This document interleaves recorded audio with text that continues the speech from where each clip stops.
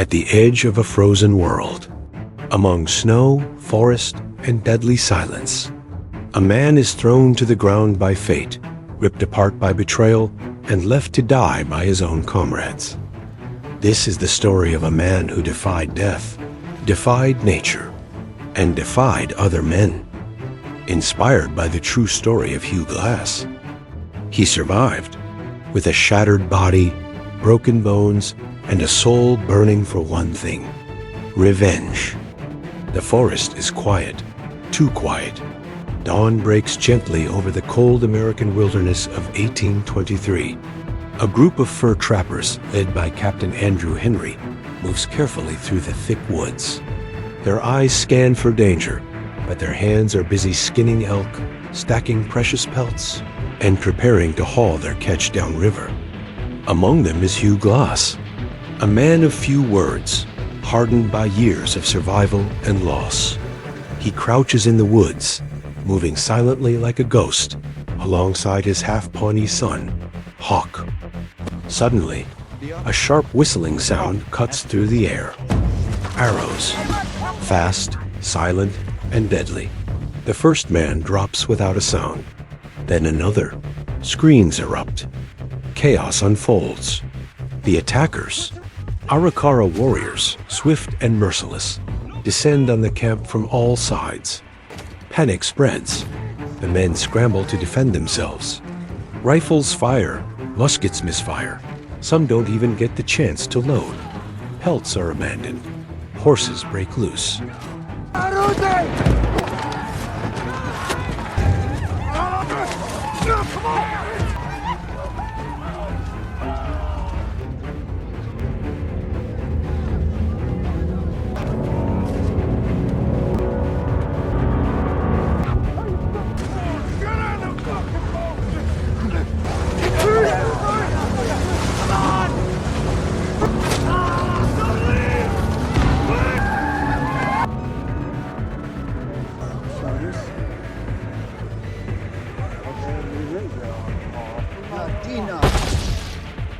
The river flows fast, cold, muddy, and unpredictable.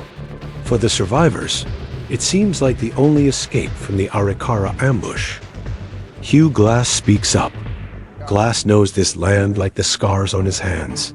He proposes a dangerous but smarter choice. Abandon the boat. Travel on foot through the woods. But John Fitzgerald pushes back. You want us to drag pelts uphill in the snow? We can get to the fort faster by water. Two men, two instincts. Survival versus fear. Captain Henry makes the call. He sides with Glass. The boat is burned and left behind. The men march into the frozen woods, carrying wounds and distrust. And in those dark trees, death waits patiently. Not the way we're God living, the only way I get to do that.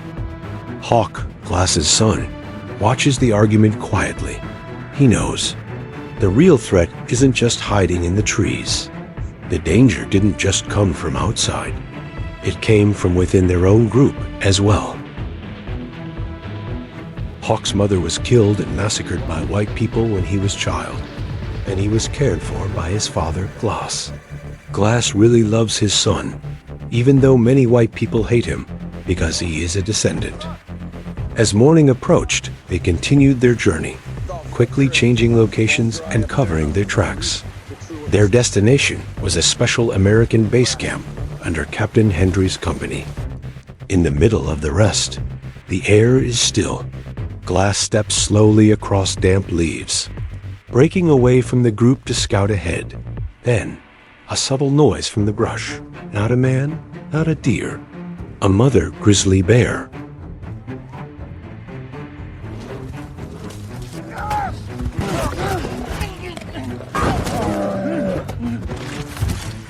The forest explodes with chaos. Her claws rip into Glass's flesh. He's slammed to the ground, dragged and mauled.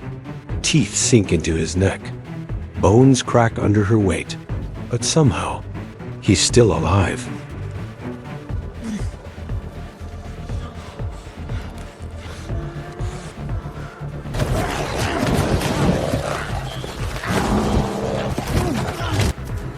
The second attack is even worse.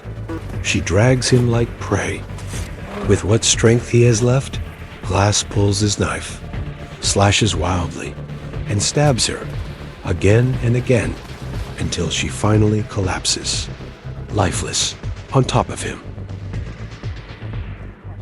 Not long after the attack, two men hear a faint noise in the distance.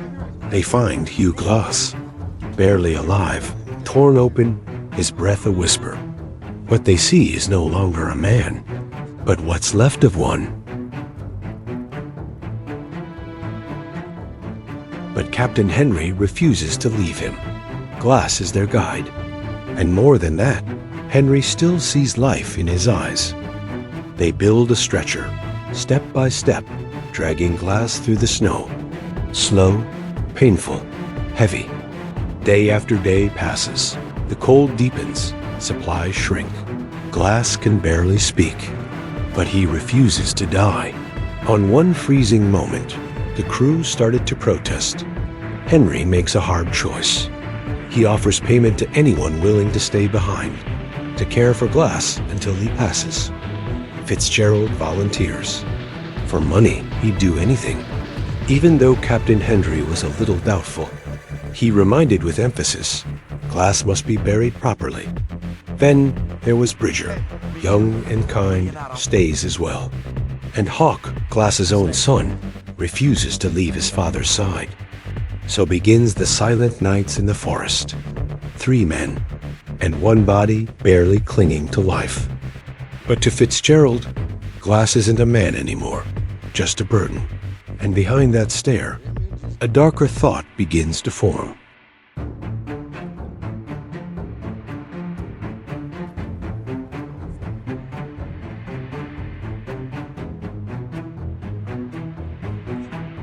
Days pass. Glass grows weaker. His wounds rot. His breath turns shallow, and the cold only deepens. Fitzgerald starts to lose patience. Then comes the darkest moment. With a heart gone cold, Fitzgerald tried to kill Glass. However, a moment later, Hawk tried to stop Fitzgerald. Unfortunately, it was Hawk who was stabbed by Fitzgerald. Glass's own son silenced and murdered, all for trying to protect his father. Glass can't move. He can only watch, as his world dies right in front of him. When Bridger returned from the hunt and brought water, he quietly lies to Bridger, claiming the Arikara are close. They must leave now. Fitzgerald then pushed Glass into a shallow grave.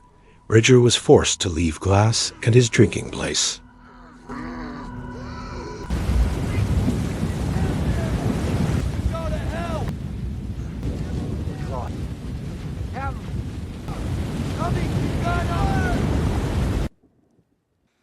The snow falls slow. The wind cuts deep, and from a shallow grave Glass opens his eyes. He's not dead. Half frozen, bleeding, barely alive, he drags himself out from the dirt. Every movement is agony, but his will is stronger than the pain. He crawled over to the body of his son, Hawk, who lay stiff. Glass loved him so much, he regretted not being able to do anything. Using branches as crutches, crawling through frozen ground, Glass begins to move. No food, no weapon. Only one thing keeps him going: revenge. Glass kept crawling. He kept trying to survive. His footsteps were noticed by the Arikara tribe. The Arikara tribe hunted down a colony of white people who had kidnapped their chief's daughter. They slaughtered any colony they encountered. Glass's back wound festers. His body reeks of blood and rot. He tried to minimize the infection by cauterizing his wounds with gunpowder until he passed out.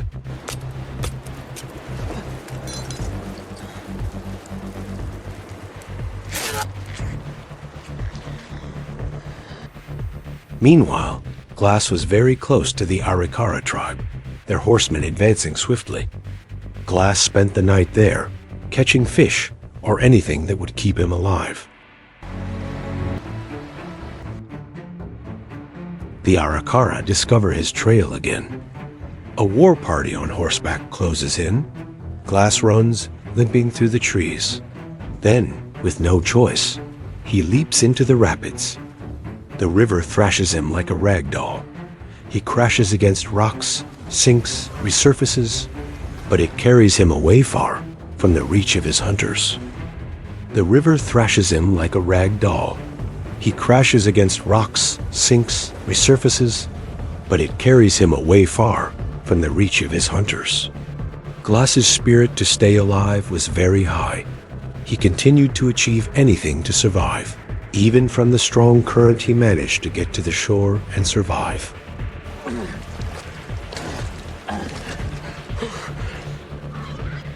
Eventually, battered and barely conscious, Glass is found by a lone native man, not an enemy, but a savior.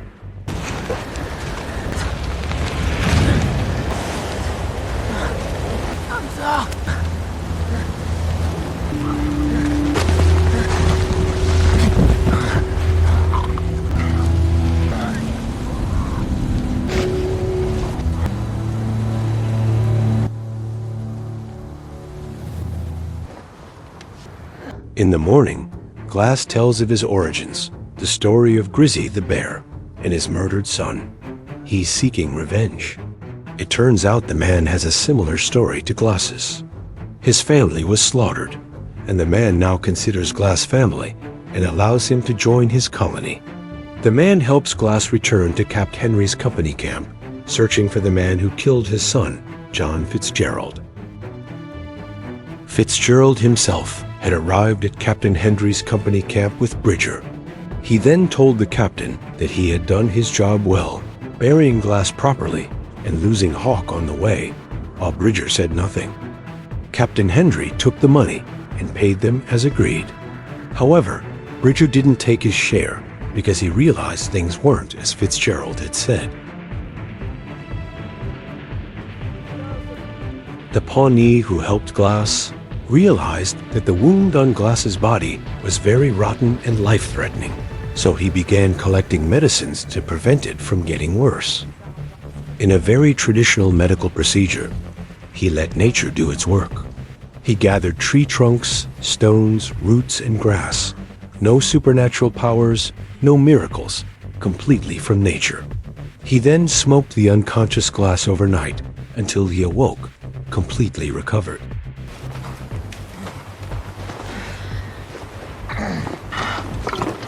But when he woke up and recovered, a shocking scene unfolded before his eyes. The Pawnee man who had saved his life had been murdered, hanging from a tree. This was unforgivable for Glass. The killers were French colonists who had done their dirty work. They robbed and destroyed the indigenous tribes, then sold the loot to their own country. Glass sneaks in, trying to retrieve his horse, stolen from a murdered Pawnee. However, he witnesses a sexual assault on an Indian girl he doesn't recognize. Glass rescues the Indian woman from the clutches of the evil Frenchman, and then quickly escapes with his horse.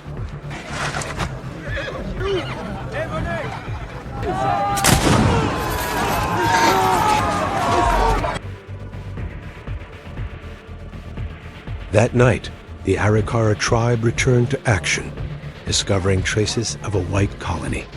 Glass, however, was unaware of how close he was to this vastly superior tribe. Until dawn broke, Glass was found again by a tribe that was very skilled at hunting. Glass was surrounded by dozens of people, shot with arrows and shouted at. Glass still escaped on horseback, then pursued relentlessly. Glass rode very fast, straight without direction. He himself did not know where he was riding, until he did not realize in front of him was a ravine, and with no choice, he crossed the ravine.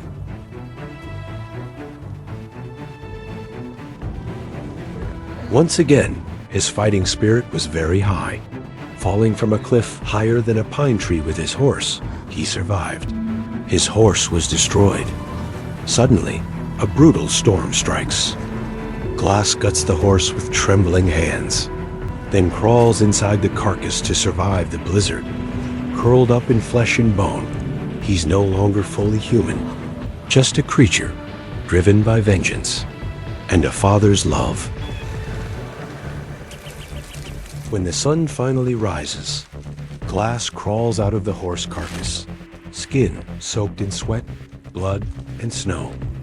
His body's nearly frozen, but his eyes still burn. The look of a man who refuses to die.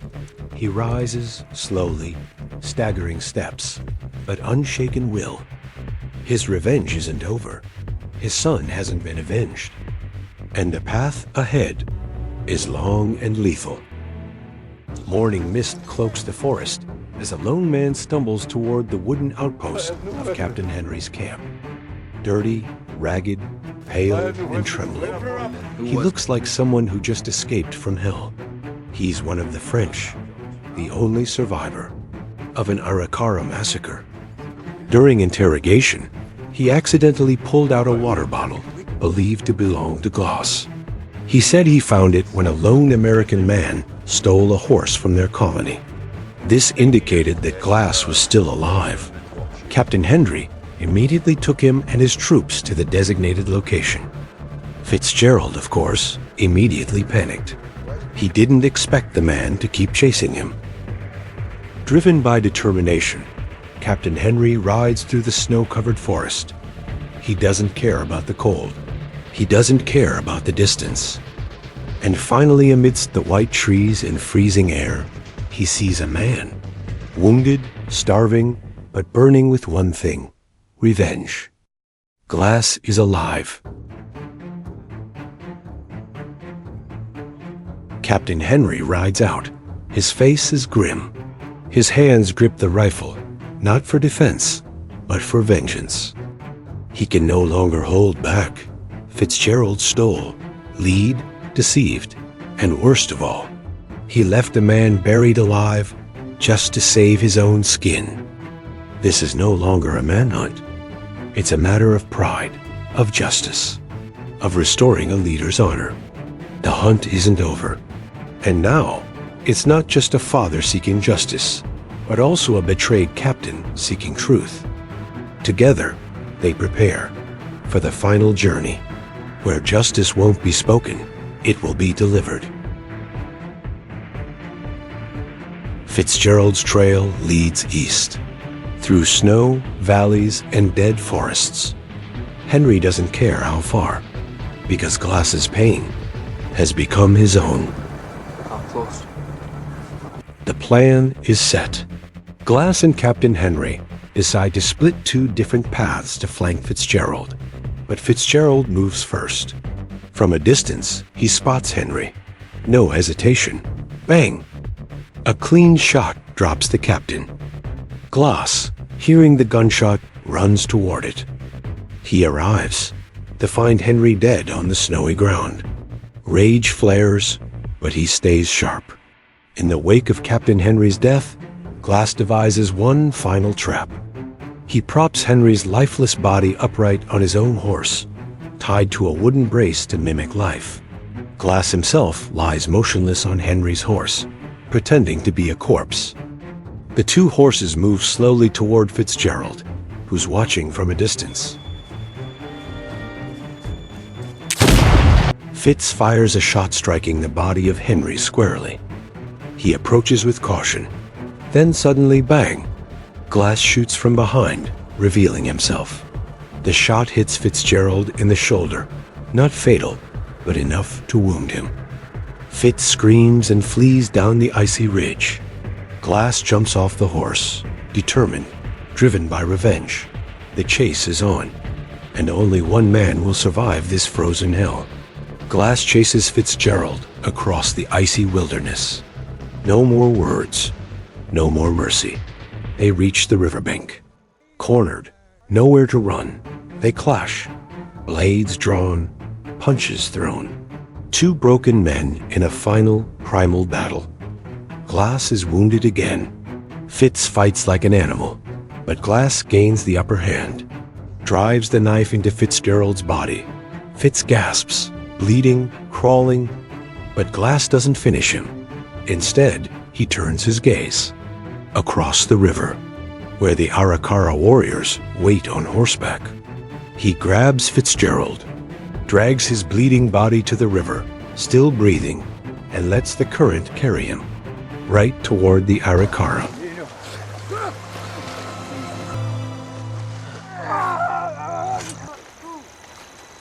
Arikara approach to Glass. Glass watches, but they do not shoot him.